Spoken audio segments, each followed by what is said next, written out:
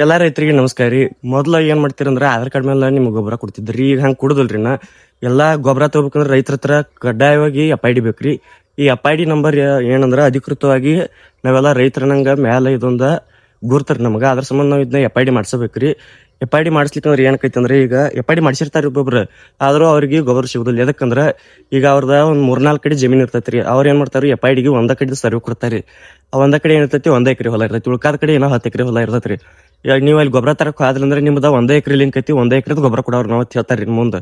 ಅದ್ರ ಸಂಬಂಧ ಏನ್ ಮಾಡ್ಬೇಕಂದ್ರ ನಮ್ಮ FID ನಂಬರ್ ನಮ್ದು ಇದ್ದಿದ್ ಹೊಲ ಎಲ್ಲ ಅದಕ್ಕ ಲಿಂಕ್ ಮಾಡಿಸ್ಬೇಕ್ರಿ. ಇದ್ ಲಿಂಕ್ ಎಲ್ಲಿ ಮಾಡ್ಸೋದಂದ್ರ ರೈತ ಸಂಪರ್ಕ ಕೇಂದ್ರಕ್ಕೆ ಹೋಗೋದ್ರಿ. ಡಾಕ್ಯುಮೆಂಟ್ಸ್ ಏನೇನ್ ಬೇಕಂದ್ರ ಪಾಸ್ಬುಕ್ ಬೇಕು, ಆಧಾರ್ ಕಾರ್ಡ್ ಬೇಕ್ರಿ. ಆಧಾರ್ ಕಾರ್ಡ್ಕ ಲಿಂಕ್ ಇದ್ದಿದ್ದ ಮೊಬೈಲ್ ನಂಬರ್ ಬೇಕ್ರಿ. ಈ ಮೊಬೈಲ್ ನಂಬರ್ಕ OTP ಬರ್ತಾವ್ರಿ. ಅಲ್ಲಿ ಹೋದಿವಿ ಅಂದ್ರ FID ಕ್ರಿಯೇಟ್ ಆಕೈತ್ರಿ. ಅವಾಗ ನಾವ್ ಏನ್ ಮಾಡ್ಬೇಕಂದ್ರ ನಮ್ದು ಎಲ್ಲೆಲ್ಲಿ ಹೊಲ ಐತಿ, ಏನೇನೈತಿ ಅದ್ರ ಉತ್ತಾರ, ಸರ್ವೆ ನಂಬರ್ ಎಲ್ಲಾ ತಗೊಂಡ್ ಹೋಗಿ ಅದಕ್ಕೆ ಲಿಂಕ್ ಮಾಡಿಸ್ಬೇಕ್ರಿ. ಲಿಂಕ್ ಮಾಡಿಸಿದ್ವಿ ಅಂದ್ರ ಅದಕ್ಕೆ FID ಕ್ರಿಯೇಟ್ ಆಕೈತ್ರಿ. ನಾವ್ ಅದನ್ನ ಅಧಿಕೃತವಾಗಿ ನಾವ್ ರೈತನಂಗ ಮ್ಯಾಲ ಇದೊಂದ ನಮ್ಗೆ ಗುರ್ತಾಕೈತ್ರಿ.